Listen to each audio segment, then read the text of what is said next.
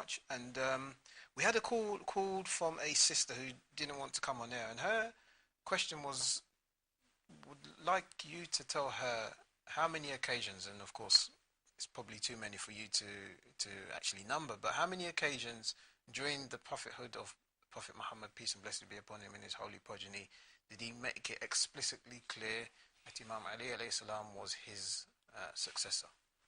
Oh, there's a number of occasions. If I'm gonna try and recall all of these occasions, let's just suffice for us to mention one at the beginning and one at the end. Let's say, for example, at the beginning you've got Da'wat al-Ashira, where he clearly, it's very clear him saying, you will be the Caliph after me, and the one at the end is the incident of Ghadir, where in front of all of the Muslims he makes it very clear that whoever I'm the master of, now Ali is the master of. So you've got these two incidents. Then you've got other incidents which, let's say, aren't stipulating him as a successor, but put him as in the highest position possible to succeed. For example, the fact that he went to the people of Mecca to reveal Surah At-Tawbah. For example, when Rasulullah sallallahu alaihi wasallam left Medina, he leaves him in charge. When he went for the Battle of Tabuk, he leaves him in charge of Medina. For example, in the event of Mubahala, when the Quran terms him as the nafs of Rasulullah sallallahu alaihi wasallam. So you've got a number of incidents which provide us with an understanding. Okay, thank you very much. And we now have another caller who would like to pose a question to Sayyid Ammar. Assalamu alaikum. Assalamu alaikum. Alaikum salam wa rahmatullah. How are you, brother? Fine, thank you. Thank you for calling in. Your question, please. Okay, my name is Zafar Hussain. I'm calling from Slough. Okay.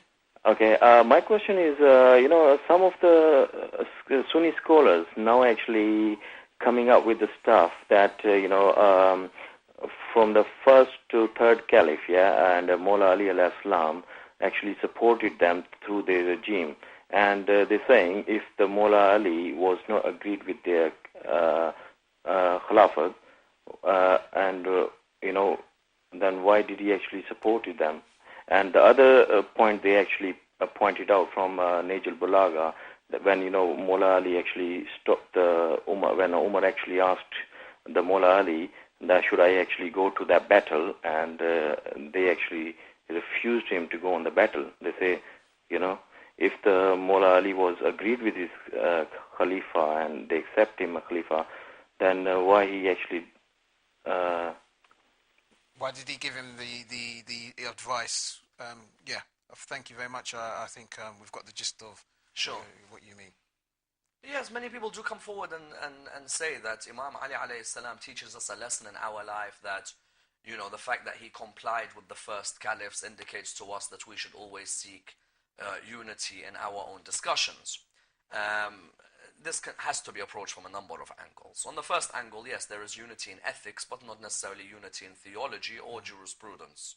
So you have a unity in the idea that we have to work to protect the message of Islam. Yes, that's there. But theologically and jurisprudentially, we have completely different opinions on the first level. Number two, if you're going to quote Nahj al-Balagha, then the sermon of Shaqshaqiyya. Sermon number 3 highlights how difficult it was for him in that period when his caliphate was usurped from him, especially with the language that he uses. You feel like there's a thorn stuck in your eye and a strictness within your heart. So you find that the Imam himself talks about how difficult it was for him, but for the sake of the religion of Islam, he remains patient. And one scholar of our teachers once described this beautifully when you've the famous story when the two women come and they've got the child. Yes. And they say, one says it's mine, the other says it's hers. So Imam Ali says, okay, very well. So we'll split the child in half, well, we'll give you both. And then one of them says, no, it's not mine, it's hers. So Imam Ali goes, yes, it belongs to you. Because a mother can never bear to see her child split in half.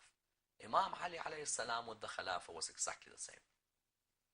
One says it's his, Imam says it's mine. But Imam can't bear to see it cut up. So he says, here, you go, keep it. SubhanAllah. Do you see the similarity? Yes. So when people come and say that Imam Ali ibn Abi Talib, why did he withdraw his right? Imam Ali ibn Abi Talib would rather see Islam protected. But if any Muslim seeks the advice of Imam Ali ibn Abi Talib alayhi salam, he'll never reject him. Anyone who comes to ask, Imam Ali ibn Abi Talib alayhi salam's akhlaq is so high That I remember reading a hadith, Abdullah or Salama ibn al-Kawwa used to sit down in the mosque and curse Ali ibn Abi Talib. And Imam would bring him his money from the treasury. And he says to him, can't you see me cursing you? He says, as long as the Muslims are safe from you, then there's no problem. Doesn't matter if you curse me. As long as the Muslims are safe from you. This is the level we're talking about Imam Ali ibn Abi Talib. And for someone then, I remember that poet who says, you know, in this regard, something which Marwan and Mutawakkil can have later on, Ali ibn Abi Talib doesn't need. What I mean by that is, if people like that can become caliphs, then Ali ibn Abi Talib doesn't need to be like this. And as the Prophet himself says, Ali ibn Abi Talib is like the Kaaba. You go to it, it doesn't come to you. Eventually, Imam Ali's patience meant that he's the only man in history who got the position of Imam and Caliph combined. True. Think about it. There is no man in history but Imam Ali ibn Abi Talib that combines Imam for one school and Caliph for another. Other Caliphs you'll find one school cannot accept them and another accepts them. Imam Ali ibn Abi Talib, virtually every school in Islam, okay, someone might bring out the odd school in Oman or something like that, but let's say virtually every school in the religion of Islam takes Ali ibn Abi Talib as a leader for them. Either as a caliph? Either as a caliph or as an imam. And that's because of his wisdom. The final point on this issue, Abu Dhar al-Ghafari spoke out. Ammar ibn Yasir spoke out.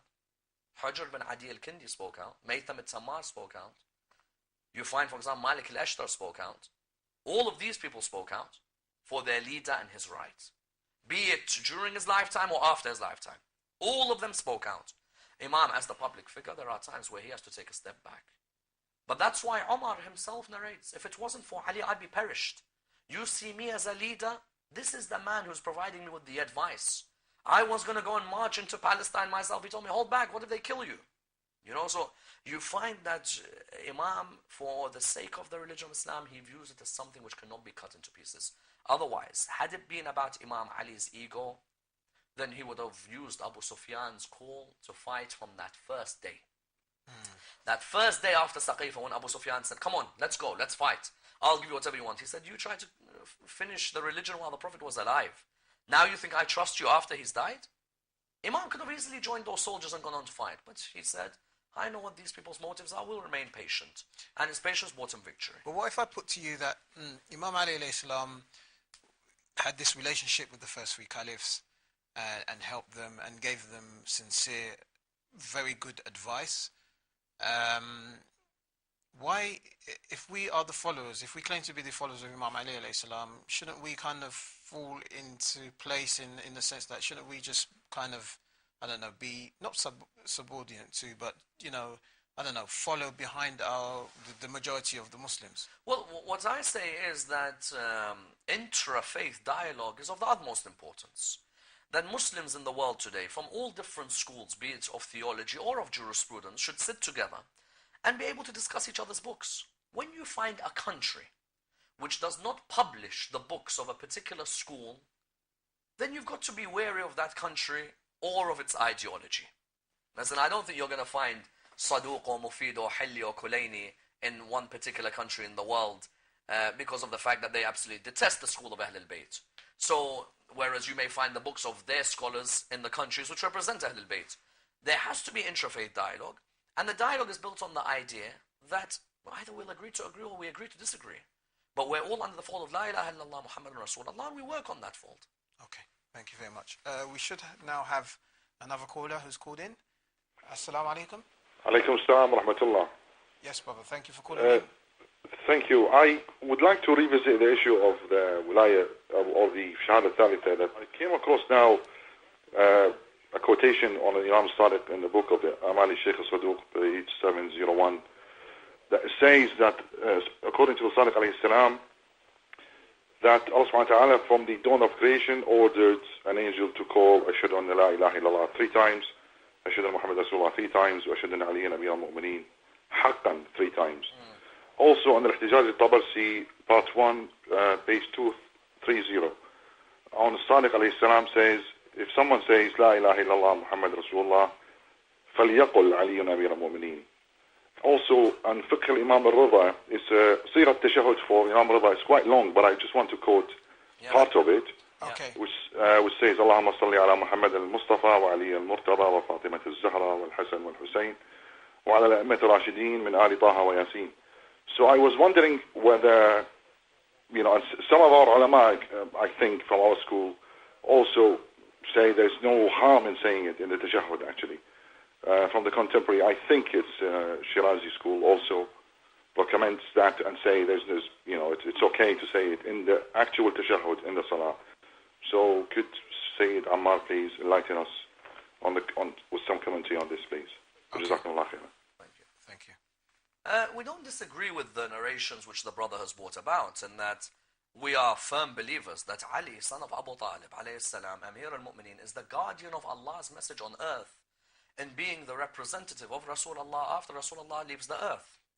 So therefore, if there are hadith within Saduq's Amali or within other works, even the works of later scholars, which talk of this whole idea that Ashhadu anna Aliyan Waliullah could be seen on the night of Mi'raj, written on the dominion, or on the kingdom of Allah, or on the Arsh, we don't deny that.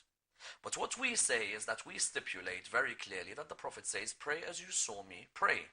And that our imams, the imams of Ahlulbayt, we do not have evidences from the imams that within their tashahhud, they postulated that which they believed with Ashhadu anna Ali waliullah. So what I mean by that is, the brother mentioned very rightly, Imam al-Sadiq alayhi salam believes that Ali is the wali of Allah. But the narrations as to Imam al-Sadiq in his tashahhud saying, Ashhadu an la ilaha illallah wahdahu la sharika lahu wa ashhadu anna Muhammadan abduhu wa rasuluhu wa ashhadu anna Aliyan waliullah, that evidence we don't have. From Bab al-Istihbab, in the idea that in the door of recommendation, yes, there is the idea that in the door of that which is recommended, there is no harm. The brother alluded to a particular jurisprudent and his particular school. That's I leave for people to go to the jurisprudence. You can go to the jurisprudence or their representative and say to them that I heard that you allow this, and then the jurisprudence will provide you with evidence. As in, I'll give the brother an example. You can even find a particular thesis written on the fact that Ashhadu anna Aliyan Waliullah was recited on the adhan by Abu Dharr al-Ghafari on the day of Ghadir. I can provide that as a piece of evidence. But whether that means that it was to be set in stone, or whether it was contextual because of Man Kuntu Mawla Fa'ada Ali Mawla for that day, and it was from the door of recommendation, there's a debate on that. So what I mean here is that we do not deny that on the throne there are hadith in Saduq's Amali, in the other dictations of the other scholars, that yes, that it was set in the dominion or set in the Arsh, but to reach a conclusion then that the imams themselves in their years on the earth also put this in their tashahhud, that unfortunately there's a difference of opinion. And I think the easiest way, as you said, is really for each and every individual to go to your maraja and see what is said, and then, I mean, it's not for us to start. I say even when you go towards Naraja, I think it's vital now, the 21st century manual could be revamped. In which way? Our maraja, may Allah lengthen the life of those who are alive, and those who passed away, may Allah bless them and rest their souls in peace. They left behind for us all the injunctions and all the legal orders which are within the manuals. On many occasions people are either seeing them vaguely, or sometimes people want to ask, okay, how do you reach that conclusion? Which books of hadith, or which hadiths in particular? There's a possibility that someone will say, well, you've got to go to Hawza because it's such a long, rigorous process. With technology we have today, there are ways of, getting copies and pastes of different large manuals and making them clear within a separate risala maybe. So the brother, for example, quoted these books. Maybe these ahadith, which is quoted from these books, maybe some of the maraja take as being weak in their chain, some take as strong in their chain. It would be more useful if there is more communication from the top tier towards the layman on these issues. Yes, okay. Thank you very much. Message taken, inshallah. We have another caller. What we're going to do is take the call and then go to break. Sayyid Ammar will answer your question afterwards, inshallah. Assalamu alaikum. Wa alaikum. Hello, brothers. I've got a question regarding the name of Imam Ali's children. Okay. According to my understanding, Imam Ali named his kids Abu Bakr, Usman and Umar.